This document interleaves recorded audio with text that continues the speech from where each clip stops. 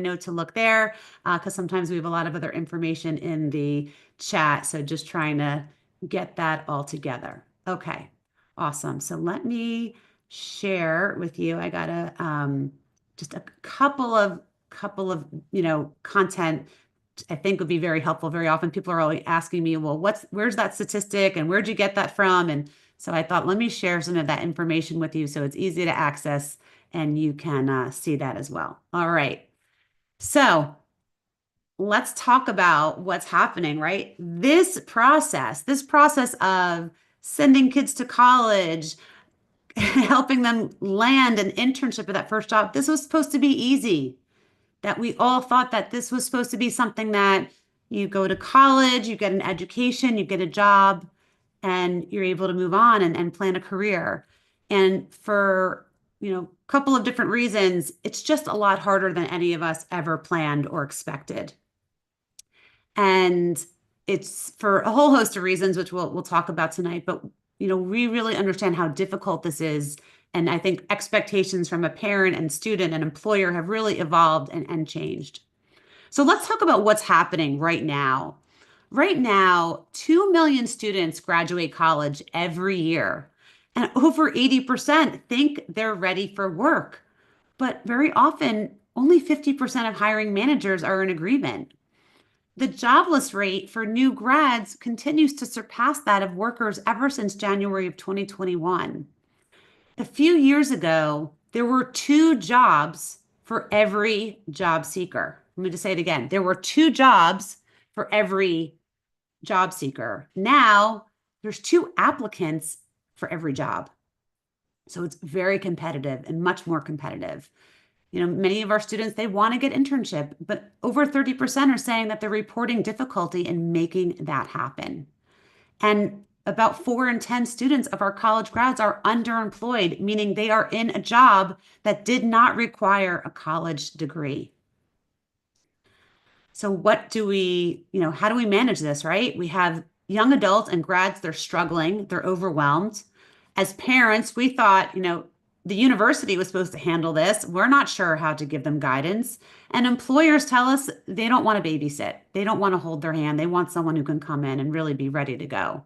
So we have this problem. We have this disconnect. So tonight, let me tell you what we're going to do, and I'll tell you a little bit about, actually, let me go back. I'm going to tell you a little bit about me. For those of you who haven't met me or I haven't had the opportunity to connect with you, first of all, welcome. My name is Beth Hendler Grunt, and I'm the CEO and founder of Next Great Step. And our sole focus is to help college students and recent grads land the internship or their first job after college. And in April of this year, we are celebrating 10 years of providing this as a resource and service for clients and young adults and families who have been struggling. I also am the mom of a college senior and a third-year grad student, and both are graduating this year. So I am living this with you real time. I get it. I know how challenging it is. I know when your kids don't want to listen to you, even if you're offering good advice. So I really do understand. I'm also an Amazon #1 best-selling author of the book called The Next Great Step, The Parent's Guide to Launching Your New Grad into a Career. And yes, I wrote it for parents, but it's for kids too. It's really a way for parents and families to talk about how to navigate this process together, if that's kind of how you want to navigate that. So very excited that you're here. And my goal for this evening is really to cover the following.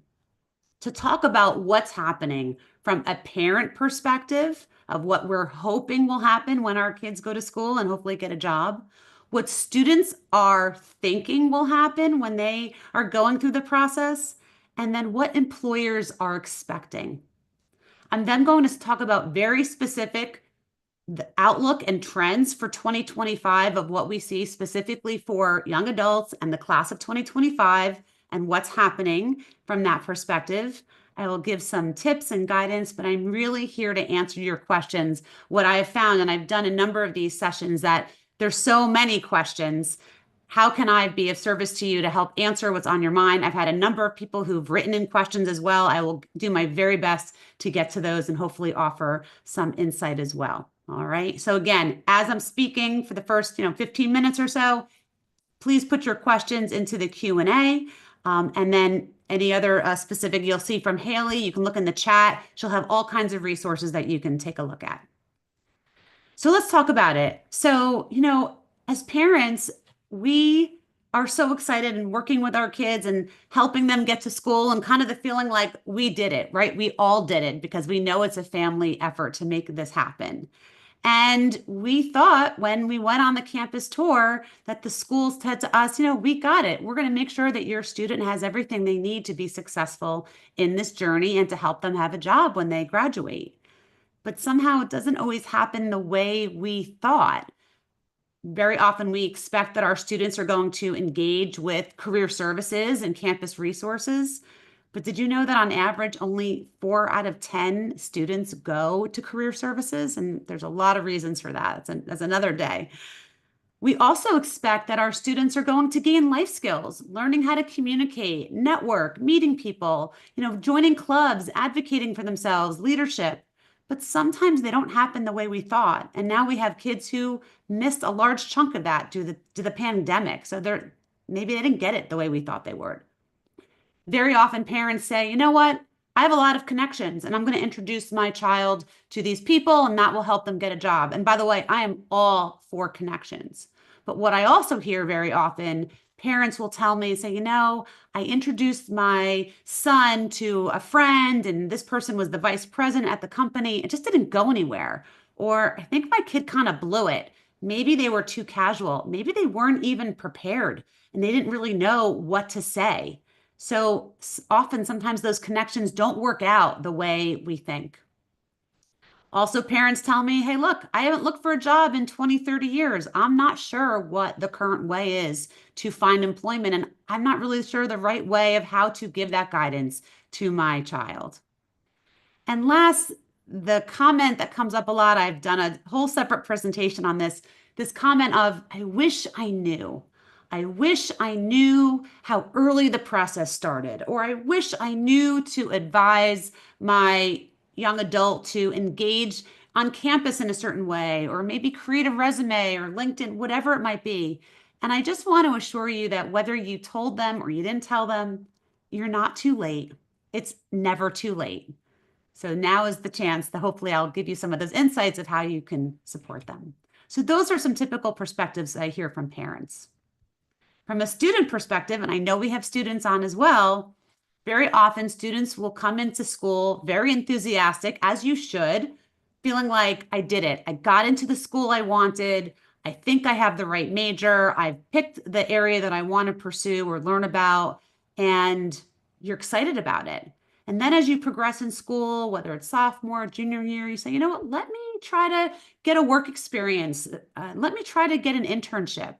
I'll just go to LinkedIn or Handshake or Indeed, and I'll hit the easy button. I'm just going to send out 10, 20, 50, 100 applications. I'm just going to put it out there because I'm sure someone will come find me.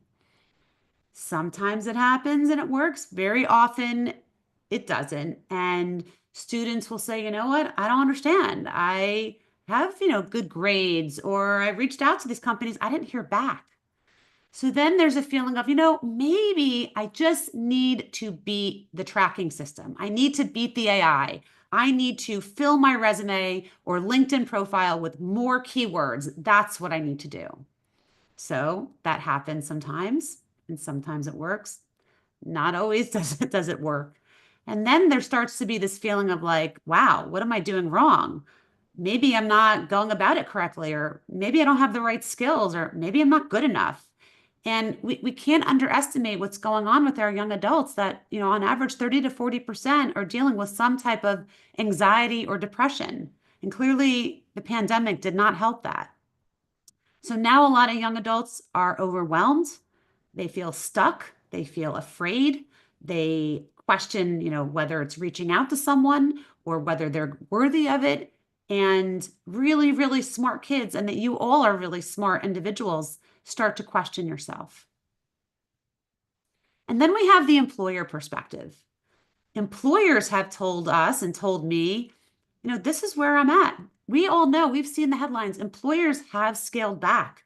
It is not the same in tech and in finance and white collar roles as it was a few years ago. They're being much, much more selective. And they really need candidates who come to them who have the right talent and the right skills. Very often, an employer would say to me, it's kind of frustrating because very often a student will come to me and they'll say, I really want this job because it's great for me. But that's not what an employer wants to hear. They want it to be great for them, for their business, for their organization. And until a young adult figures that out, the employer's not as interested. The other thing that employers are doing is this concept of quiet hiring. Quiet hiring is where you never see that job on a job board. You never see it hit Indeed or LinkedIn because what they do is they say, you know what, I need to hire someone. I'm going to do one of two things. I'm either going to look internally or I'm going to go out to my own network of people that I know and trust and say, do you know anyone who has these skills? I don't want to put this out on a job board. I don't have time for that. I trust you. And if you know someone and you can bring me a candidate that you really trust, I'd like to see them. And that's how a lot of candidates are getting hired. In essence, that is the hidden job market. And the other thing they want to see is they do want to see real world experience, whether it's an internship or part-time job or taking on clubs or leadership roles on campus, something that shows how a student can connect the dots from experience that they've had to how they can relay that to the workplace. So clearly there are these three different viewpoints on the job market and how to approach it. And because of that, I think we need to really think carefully from each of those. So let's talk about what the outlook is and what are the trends that I've curated. I tend to do this every year. So this is something I did specifically. You'll probably see it if you join my mailing list. I'll probably put this into a blog for February, but I think this is really important to understand what's happening in the market right now. And I'll call it with the challenges. I'll start with the things that make us a little concerned. And I mentioned the first one already. We already know that there have been more limited white collar roles. It just has been. There was a study done that 2 million students wanted internships in 2023. Barely half were able to get them. So clearly we have a major supply and demand issue in that area as well. And obviously, don't even get me started with paid versus unpaid, but we have a problem where companies want all this experience, yet not enough companies are putting it out there for students to take advantage of it. There was an article written in the Wall Street Journal just last week that the article was about that Harvard MBAs are having a tough time getting a job, right? So it's like if Harvard MBAs are having a tough time, that they can't rely on the pedigree or solely on the school name to get them an entree into a company. They still, all in the same article it talks about how Amazon and Google, Microsoft, they've decreased their recruiting or they're not sending as many people on campus. And they even interviewed the head of the MIT Sloan School for the career services there. And she said, the most effective way is that our students have to engage professors and alumni, AKA you have to be networking. You can't solely rely on your grades and the school name to get you a job. The other statistic is that the average time to get a job this year is 6 months. It used to be 5.5 months. And now the average time is 6 months. So also managing expectations. I have so many students or families say, I can't believe it. It's taken a week, a couple weeks, months, or the average time from like a really concentrated looking for a job is 6 months. So it takes time. There was another study that talked about interviewing employers and understanding what they thought young adult college grads were lacking. And they're sharing that college grads are lacking interpersonal skills, problem-solving skills, leadership skills, and written and oral communication. It kind of makes sense with what's happened with the pandemic and not as many chances to have internships. I mean, all these things kind of have a domino effect. So there is this continued disconnect between employer expectations and what grads are offering. But here's the good news. let's shift to where I think there's a lot of positive outlooks, especially for 2025. Right now, in an interview of CEOs, over 42% expect to increase headcount by 5% as a whole. In December, we added 256,000 jobs and the unemployment rate decreased to 4.1%. Specifically to the class of 2025, NACE, which is the National Association of Colleges and Employers, who continually does these studies and these surveys, sees a 7% increase for the class of 2025 over class of 2024. So that is positive. We're moving in the right direction. And in that same survey, 40% of employers plan to increase the salaries for new college grads, not just in general, but specifically for new grads. There was another study done by, oh my God, the school is Drexel University, this 2025 annual college hiring survey, where they asked employers, what are the most important qualities that you are looking for when hiring? The responses were ethical judgment, thought that was really interesting, adaptability, and critical thinking. And the three areas that have the highest demand for new grads: technology, finance, healthcare, very similar to what has actually been happening over the last few years. The other survey that NACE did, they did a survey asking employers, when they look at a candidate's resume, what are the things that stand out to you most? And I think if I'm saying this right, 90% were saying a candidate's ability to solve problems was very high on their list of someone that they would potentially move on or want to interview, as well as 80% were looking for strong teamwork skills. And the other skills they were looking for were strong work ethic, written and verbal communication skills, analytical, flexible, adaptability comes up again, and technical. And the other interesting thing that's coming about is that, and I had even a parent ask me a question about it, about, what if my student doesn't have the best GPA, or maybe it's a little bit lower? There's really we're seeing less focus on GPA and more focus on skills, which I think is a tremendous opportunity for young adults, especially if maybe the GPA wasn't optimal, or they've had the opportunity to take on part-time roles or learn skills. So I think there's some really positive things that are going to be happening in the coming year for our grads, which I'm really, really optimistic about. So what do we do with this, right? This is dizzying information. What are we doing with, the market's up, the market's down, how do we know? The only thing that I know and that I can guarantee is that there's guaranteed to be change. It just is. And what we have seen over and over, I'm now doing this for 10 years, that the candidates who have the most success are the ones who are prepared and really take a self-reflective look on, what value do I have to an employer? And how do I share that through my skills? How do I differentiate myself? How do I make sure that I'm targeting the right people at the right companies? And the other big piece is that one phone call, one email, one text, one follow-up is not going to move the needle. The ability to persevere when things are tough, or when someone doesn't call you back, I know how difficult and upsetting it is. And it's just feeling like, what am I doing this for? But I'm telling you, those who persist and persevere and continue to follow up tend to have the most success. So with that, I'm going to pause for a moment. I'm going to give you a chance to, let me take a look at the Q&A. I'm going to put my glasses on so I can see what's going on here, and see how we can answer some questions. Wow, we have a lot of, oh my gosh. Hey, Daryl. One of my friends from work from many, many years ago. I'm so excited you're here.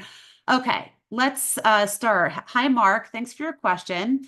It says, what should we expect? So let's just kind of, here again, just please post your questions in the Q&A, and the resources that are in the chat. So what should we expect from the Career Center of a small size private university? How does an out-of-state senior pursue a job back in their home state metro area? Really good question. And by the way, doesn't matter if you go to a small school or a big school. If you live in New York and you went to school in California and maybe you want to come back, this comes up a lot. So a couple things about that. First of all, you need to make use of every resource that you have at your university, no matter how small it is. Sometimes I know our students are very quick to be like, I don't want to go to career services. They're not any good. I don't need to go there. Just tell them to go first before they say no. And then I might be familiar with a couple of kids who tell, like my own, who say, no, I don't need to do that. Just tell them to go. The other thing, when you're at a smaller school, let's say career services isn't as robust as you'd like it to be, an incredible resource for our students are professors. And it's okay if the school, again, is somewhere else. Professors have a lot of contacts and ideas and connections. And I'm really a big proponent of students getting to know their professors and getting to know, making sure, if it's especially if it's a class that you love, especially if it's a class that's really tied to your major and what you want to potentially pursue. I think that's really important. Let me take this off for a minute. Here we go. Let's do that. Here I am. So I'm really a big proponent of connecting with professors to make sure that you're talking to them, tell them about what you're interested in, see if they have any resources, in the places and potentially cities where you want to be. If that does not work, or if that's all exhausted and your student still wants to come back to their hometown and the school where they're at, I love LinkedIn. I think it's an amazing, amazing resource. And there's a tool inside of LinkedIn. It's called the LinkedIn Alumni Tool. Everybody has it. It's free.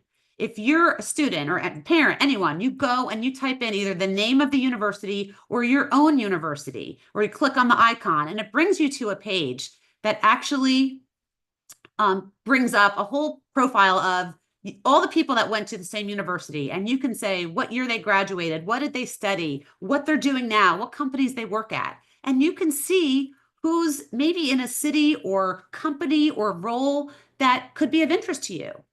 And it doesn't matter if they graduated 20 years ago or 2 years ago. I mean, in general, I actually encourage students to talk to people who are younger because they tend to have a better sense of what it's like to be in an entry level role now. They're also a little bit more approachable. But alumni love talking to alumni.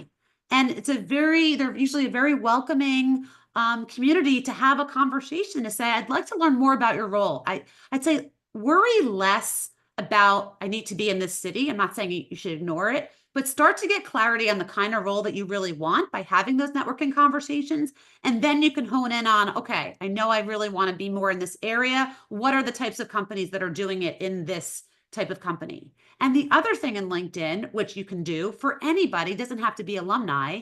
So I'll just say, for example, my son went to Penn State. Okay. Let's say he wanted to go work in a job or in a city and he couldn't find anyone from Penn State. Doesn't matter. He can go to any young adult. You can use the filter buttons and you can look at any school because the intro and the email and the message in LinkedIn be like you, I'm a recent grad. I'm really interested in what you're doing. Would you be so kind to connect? And I'd like to speak with you for 10, 15 minutes to learn about your role. You're not asking for a job. You're not asking for an internship. You're just trying to start the beginnings of building a relationship.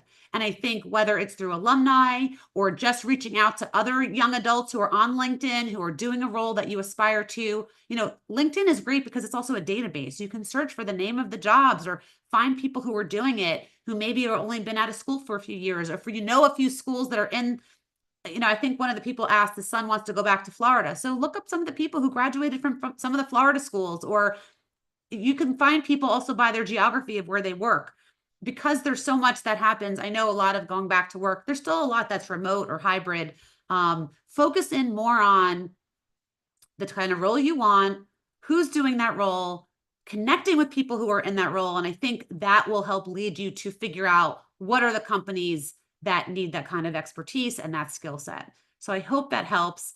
I have so many videos. If you're not following me, I'm on every social channel: LinkedIn, Facebook, Instagram, TikTok, whether TikTok stays or not. I'm on YouTube, and I have actually quite a few videos on how to use the LinkedIn tool to find people to connect.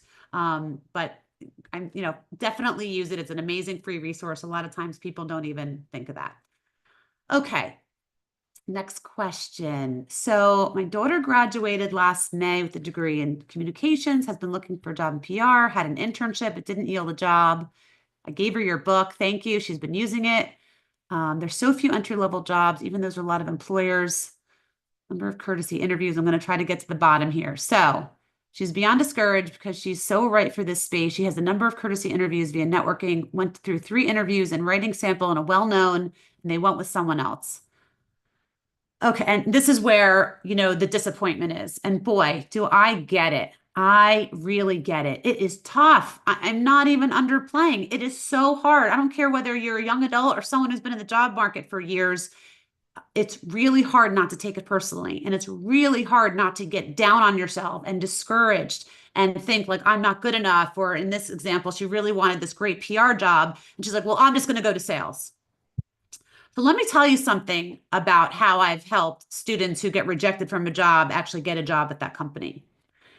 One of This happens all the time, right? You come down, you're one of the final candidates, you're one of the final 3 or the final 2, or you think you have it, you think you're doing all the right things, and for whatever reason, which by the way may have nothing to do with you, it could be somebody internal, it could be the boss's kid, it could be just they ran out of money, you have no idea. And I know young adults take it so personally and so hard, but let me tell you what I suggest. If your daughter made it that far in an interview for a job that she really wants and she feels that she was good enough. I know this is a tough one. She has to go back to the person that she interviewed with, a little bit less about HR. I'd rather her message back the person that did the final or group of people that did the final interview and send them an email and say, I really appreciate the time. And while I'm disappointed in not getting the role, I'm so grateful for the opportunity. If you would be so kind to share some feedback with me so I can learn how to better prepare for a future role in this organization or one like this, I would really appreciate it. In essence, you want her to get back in touch with them for a 10, 15-minute phone call. Get on the phone, have a conversation or get on a video call and say, can you just share with me what I could have done better? And it's very humbling, right? It's not saying I'm the best. It's like, tell me what I really need to do. Can I learn something? Do I need a certification? Is it just more experience? But I'll tell you, when companies see that a candidate that might have been the second choice comes back to them and sees that they have enough humility and confidence to say, I want to learn from this. I have had so many opportunities where the employer says, you know what? I'm so impressed that you came back to us. And I'm sorry that we don't have this open now, but I'm going to keep you in mind because I think I have another role and it's going to happen in another few months. Please stay in touch with me. Or your daughter saying, would it be okay if I stayed in touch with you?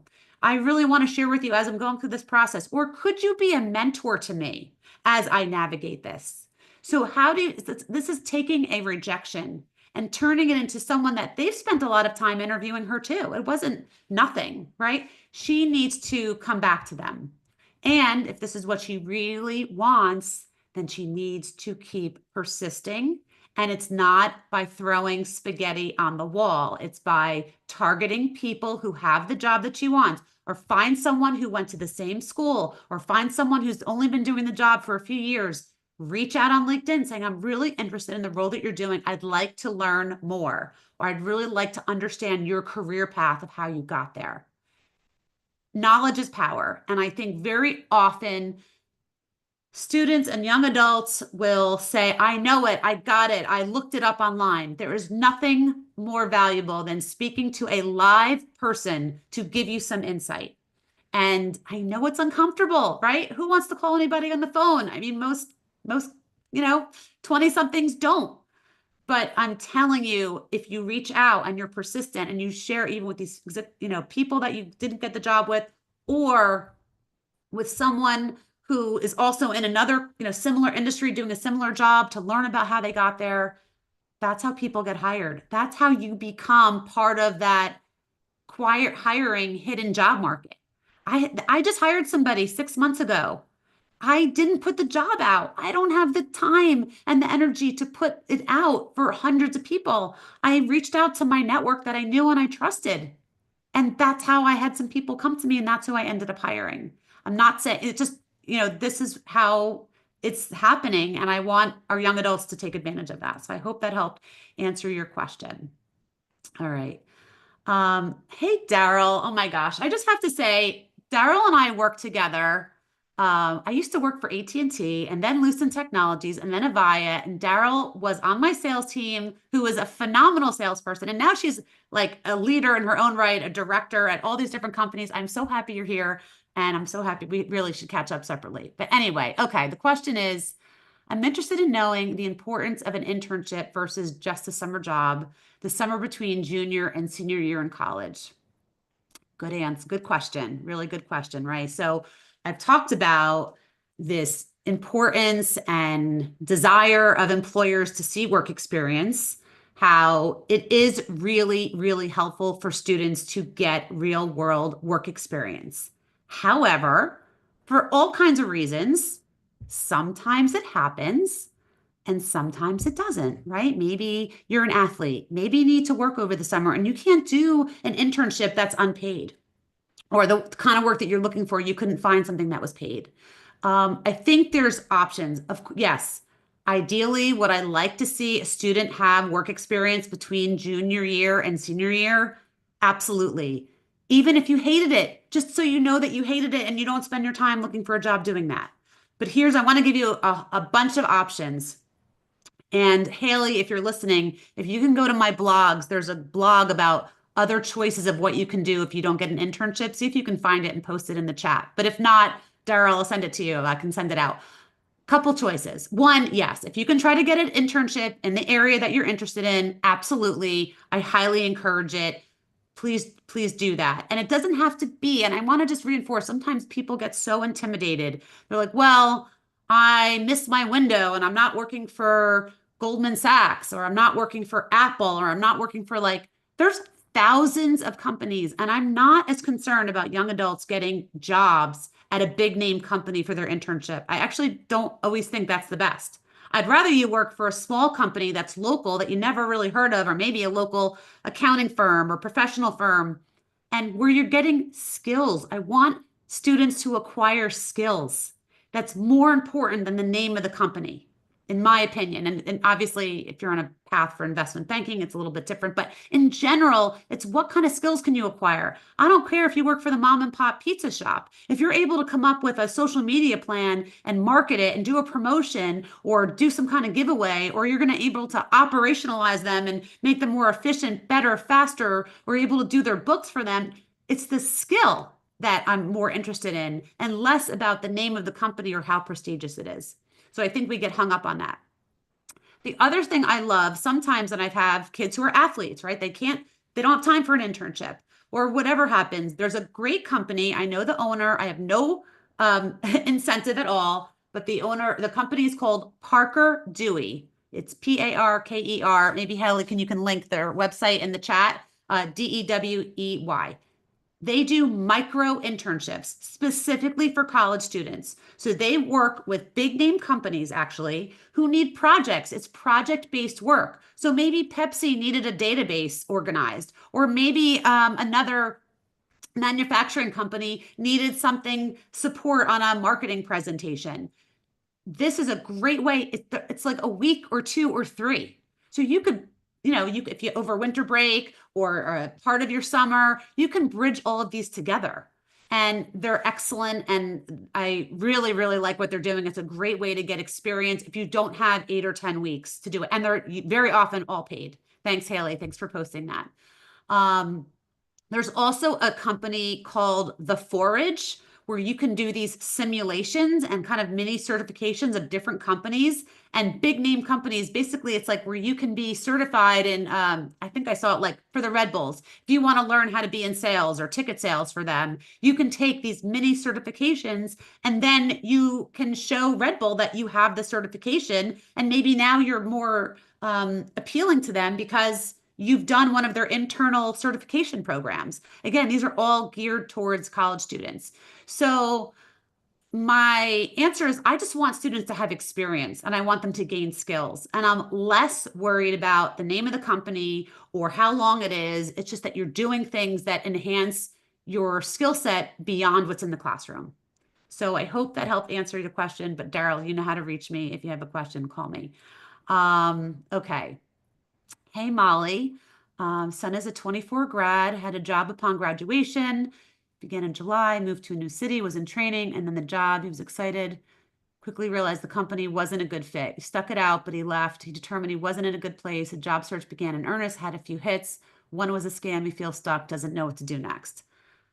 I'm sorry about that. That stinks. But I know it doesn't feel like a positive thing right now, but it was positive that he had this experience and he didn't like it. And the only reason why I say that is, first of all, when you're younger, you can take more risks, right? Usually you tend to not have a mortgage or kids or things that require a little more stability. And I know it's upsetting that things don't work out, but that is a piece of valuable information for him to know that he didn't like it. So now he knows when he's looking for other jobs, he knows he's more informed. But I understand about the whole thing about being very disappointed. And there are scams. Let's just talk about that for a minute. There's a lot of scams on LinkedIn, on Indeed, on Handshake, and all these places where you think it's legit. So I just want to reinforce, if you're applying for a job, you need to make sure that you also go to the company page on LinkedIn, that there's quite a few people there, that they're real people. Try to connect with these people. You can also, by the word, type the name of the company in or type the name of the job and type the word scam into this Google search bar. And things will come up either like on Reddit or other places if other people have been scammed. So if something doesn't feel right, you're probably correct. There's a lot of people taking advantage. The other thing that happens, or companies go through the motion of putting a job out there when they already have a candidate, and that's really crappy, but they have to sometimes do that. Um, so you just have to get a sense of that. I want to point out something though about I know I'm a little off topic, but I'll come back to your question about how to help him. Very often, a lot of students will say to me, I went to apply for the job on LinkedIn, but it showed like 5,000 people already applied to it. So there's no way I'm going to apply for it, or hundreds of people. I just want to tell you that that is not a correct number. If you go on LinkedIn and you go to apply to a job and it says 300 people apply, 300 people did not apply. They are counting every touch or open of the page. So you just open that page, they count that as an application, and it's not. So don't let those numbers, it's a little tricky and they shouldn't do it that way. Maybe they try to do it to make it more competitive for even, the companies who are trying to get more people to apply. But don't be discouraged because it's not a true number. It's not real. It's the amount of people who opened that job posting, not the number who applied. But coming back to your son, I think he needs to really think through. And this is kind of, if I was a parent giving advice, this is the advice that I would encourage you to give to your son and anyone else listening is really, before you apply to any or other jobs, I want you to stop for a minute and do a self-assessment of what are your core skills? What are the top skills that you are the most competent, most skilled at, and you enjoy doing? And it may have nothing to do with your major. I know that's frustrating for us as parents. And it may have nothing to do with the last job or internship, but you have something that you like to do and that you're good at. And the more, and that's in my book, by the way, if you ever want as a parent to kind of work through it with your kids, that process of how to help them figure out their skills. You can do it in here too. And in our programs, help them figure out what are the top three. They don't need 100 skills. I mean, even though they might, I want to know what are the top three that they really want to be doing. And if you're good at that skill, let's just call it, for example, you're great at research. Well, tell me about a time when you demonstrated your ability to do research. Was it in a class project? Was it in a past internship? Was it in a part-time job? Somewhere has to prove it out. Because the more I think our kids and our young adults start to understand the talents and skills that they have, and when you start to help them realize they have these skills, because sometimes they can't see it for themselves, the rest of the job search actually gets easier. Because then when you have, let's just say the top three skills are research, highly analytical, problem solving. Okay. And you come up with an example for each of how specific example, not just like in general, like when I worked at this role, I had to analyze this database. I was able to find these mistakes. And as a result, I was able to help, reduce costs or save money or something that's like has a metric tied to it. But when young adults can figure out what their core skills are, everything gets easier because then you're going to start looking for companies and roles that need those skills. It's, sometimes they do it in reverse. Like, well, I just want to work for like this kind of company or do this, or I get this all the time. I want to work in sports. I'm like, well, what in sports? Because sports is a business. So if you're not the athlete, are you negotiating a contract? Are you selling tickets? Are you, managing the back office? Like it's still a regular business, even though it has a lot of cachet about the name. Figure those things out and then look at what kind of organizations do that. And then encourage him to talk to people, ideally alumni who graduated only a few years ago, or other young adults who are doing a job that's of interest to him so he can learn about it through a networking conversation. And that will save a lot of time. You can learn from, tell me about what you're doing. How'd you get here? I'm curious about that. Let me tell you about myself. Let me tell you about my skills. Because I'm telling you, when students finally have these conversations, they're like, oh my gosh, that person wants to talk to me, or they want to put me in touch with someone else, or this just led to something else and I had no idea that that existed. So I think, sometimes you got to take it's a marathon. It's not a sprint. You got to take a few steps back to move forward, and you have to assess that. And I think I'd encourage that for your son. And if you want to talk further, we can talk about that through our programs, through private and group coaching. Happy to be a resource. Okay. Great question. So yeah, similar. First of all, yes, by the way, this is I have this going on YouTube and this is being recorded. So if you're here or if you're not here, everyone will get a copy of the link. All right. Hi, Blake. So I'm having trouble getting interviews after applying, where during the internship application 2 years ago, you had no trouble getting interviews and your skill set has grown since doing the internships, which is great, but no luck. You're worried that your resume format may have to do with it. Do I have any recommendations on how to format the resume so I can get it past the ATS and have it look good when a person actually sees it? Great question, Blake. Thanks for asking that. So I know Haley's going to put it there. I have a specific free resource on how to have a great resume. It's on my website, and Haley will put it in the links. So take a look at that. Let me give you some general resume tips. So let me be clear. The resume alone is not the only thing that will get you hired.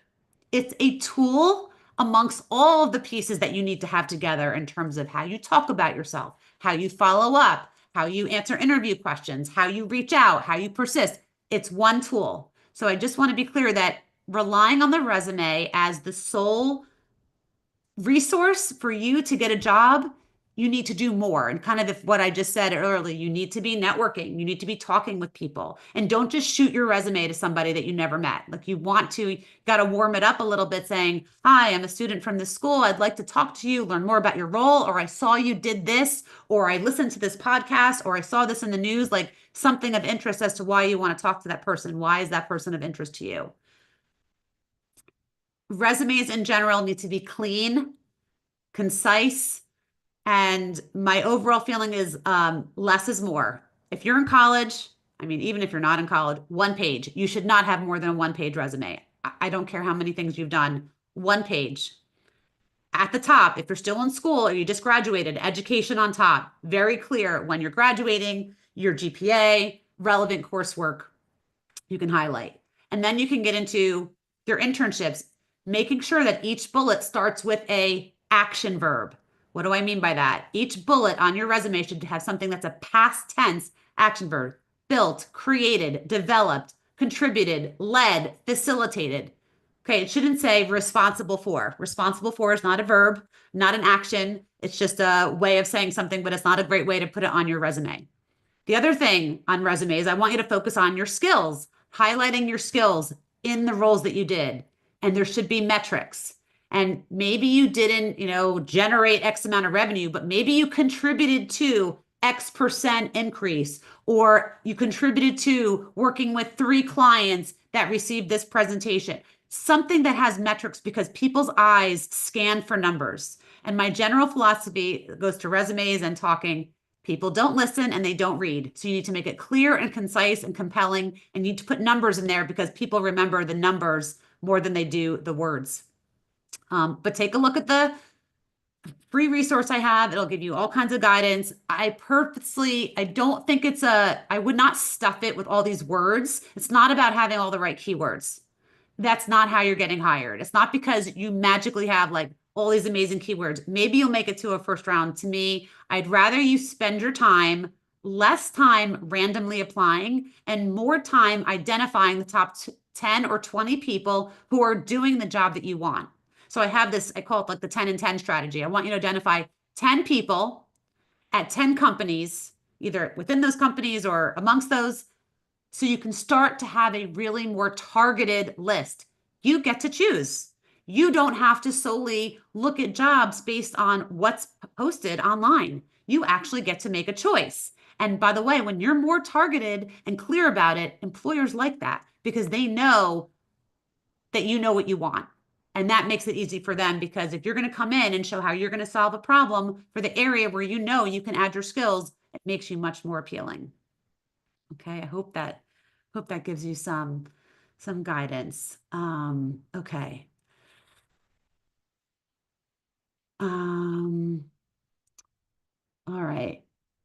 A lot of video. Okay, hold on. I just want to make sure everyone's seeing this video, or Haley, just give me like a in the chat. I assume so. Someone said there was an issue with it being blacked out. Maybe you were on your phone, but hopefully everyone's seeing this. Good one. Okay. Can you share some tips on advising students as a parent? How to balance letting them learn versus giving them advice on how to approach and how they may not listen?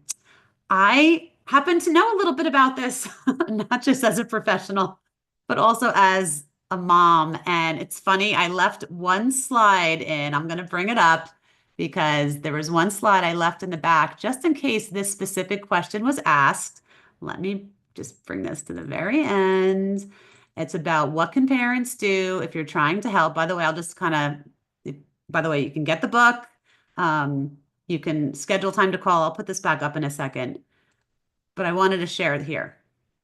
So if you're a parent and you're like, I don't know what to do, or my kid's not listening to me, or I don't know how to help them, here's some of my overall advice. First of all, take a deep breath because we're all in this together. Okay. Similar to the advice that I just gave the young man who was trying to fix his um, okay, thanks, Haley. Just want to make sure everything's working. About, what do I do to fix my resume? I'm really honing in on help them figure out their skills. Very often our kids don't see it, right? They're not able to see all the amazing talents that they have because sometimes they're just in it. We could say, I've noticed how you're able to really lead a group together, or I've noticed your ability to analyze, or so help them figure those out. Help them figure out their top three skills and what the example is that they would speak to, because right, this becomes their answers to interview questions. Help them figure out their skills and what the answers are. Let's talk about introductions. And I said this earlier. I am all for introductions at the right time. Too many times I have parents tell me, like, well, I introduced my daughter to a friend and it didn't go anywhere. And I don't understand because they're pretty high up at this company and they can make decisions and nothing happened. And the number one thing that I see that happens is that these introductions are made too early. Either your young adult has no idea what they want to do, they don't know how to talk about themselves, they have not practiced, by the way, they have not practiced being in front of somebody live or over video about how to speak about themselves, how to be clear, how to ask good questions. Like they have not done that.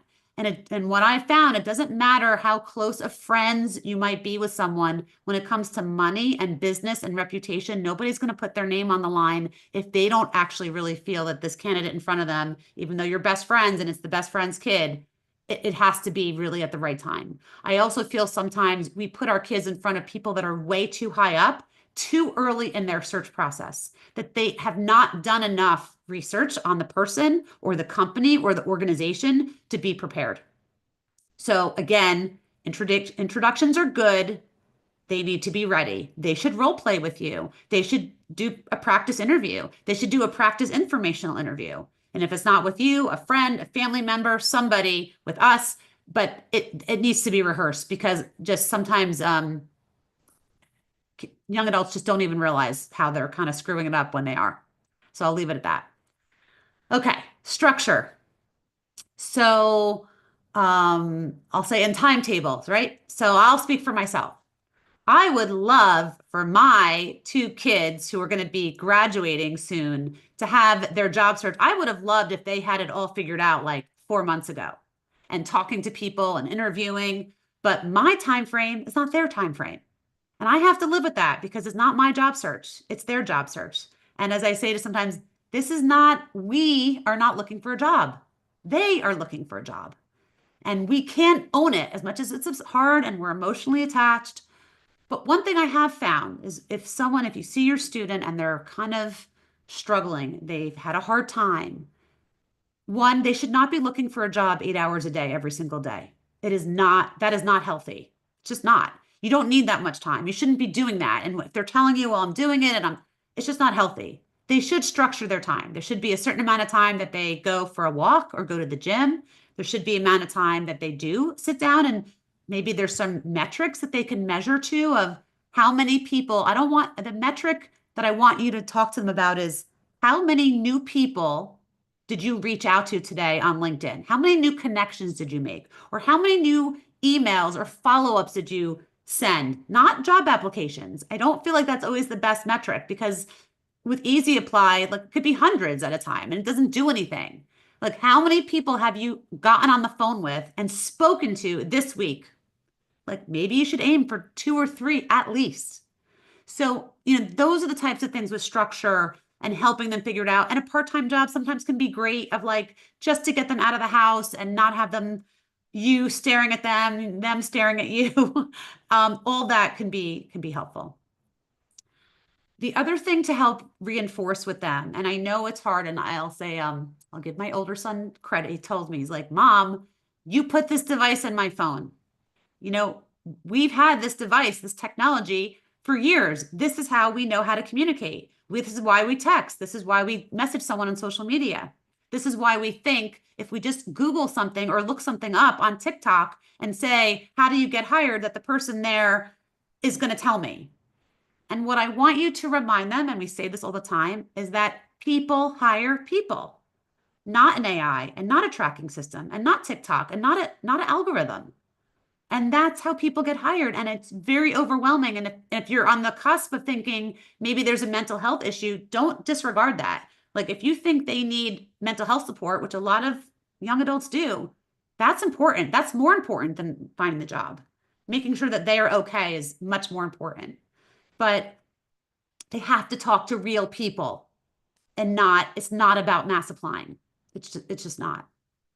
And this is the last one. I said this before that, I get this all the time. Well, I sent a follow-up. I'm like, great. When did you send it? I sent it 3 weeks ago. Great. Have you sent another one? Oh, no, I didn't hear back. Well, the the need to follow up is real. And I know email is not their thing. It has to be in this professional setting. And it can't be like, you have an interview or you have an informational interview, you have to send a thank you note within 24 hours or 48 hours the most. And my measure that we teach our kids here is you follow up every 7 days until they respond or give you an answer that you didn't get the job. And people are like, what? 7 days? That's so embarrassing. I'm being so, bothering them. And no, it's the ones who are the most persistent are the ones who remind you that this is why they're the ones who get the job. I used to be in sales. If Daryl's still listening, she'll appreciate this. That sometimes as a sales manager, if I was hiring somebody, it was an intentional thing. I would be like, how bad do you want it? Keep following up with me to see how much I'd reply because I'd know how much they'd follow up with a client. So sometimes, not hopefully it's not always intentional, but have to be persistent. And one of my favorite phrases that I teach students to put in their messages when they feel like they've just been a pain and they don't know what to say, I say, write this sentence in the very beginning. Say, please pardon my persistence. It shows you're professional. It shows you're not going anywhere and you're looking to get an answer. And I got to tell you, it gives an answer like 90% of the time. They're like, sorry, I meant to get back to you. And they got to keep following up. And if they're not answering, they got to move on too. They got to have enough I'll call it in the funnel. That's a sales term. You have enough opportunities. You can't put all your eggs in one basket. You've got to be working at a lot of things at one time. Just because somebody gave you a little bit of a positive interview doesn't mean that that's going to happen for you. All right, I'm watching the time and I want to get to a couple. Actually, let me hey Daryl. Thanks so much. I just want to show, one more thing. If you are, sorry, let me get this to the end here. If you want to learn more about what, first of all, if you want to get the book, please, it's on Amazon. It has my process in it. If you want to step through it with your child, son or daughter, feel free to get the book on Amazon. We do coaching, and that is the heart of our program. We do both private and group coaching. It is a simple, structured, step-by-step approach that covers everything I talked about tonight and much more. We do it over over more of a 3-month process, but ultimately they get 6 months of support. If you're interested in scheduling a consultation, you can schedule it on the QR code. Haley just put the link. We have a class starting next Monday, February 3rd at 11 a.m. But let me just be clear. We only take students who we have spoken to, both the student and the parent, either together or separately, to make sure that we know that you're a fit and that it's the right fit for you. So if you're interested, you can schedule a call. But if you're interested in any part of our coaching, we do private coaching as well and one-on-one and work with students anywhere from sophomore year all the way up to 5 years out of school to really help with that internship and that early career to help you figure that out. Okay. And also, Haley's been posting these all night. If you go to my website, even there's a drop-down resource page, all kinds of free resources, LinkedIn, interview tips, how to do the career fair, how to, get the job, everything. We have a lot of free resources. It's there for you, for your families, so you could take a look at that. And as I said before, I'm on every social channel. I don't do dances, but I do a lot of videos really talking about a lot of the same topics that we've talked about tonight. I'm looking through the questions and maybe I'll do one more question.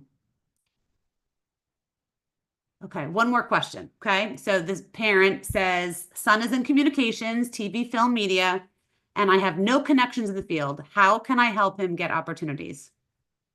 And I get this a lot because I know as parents, we want to provide a resource, but we're not always studying the same thing, or our profession is not what our kids want to do.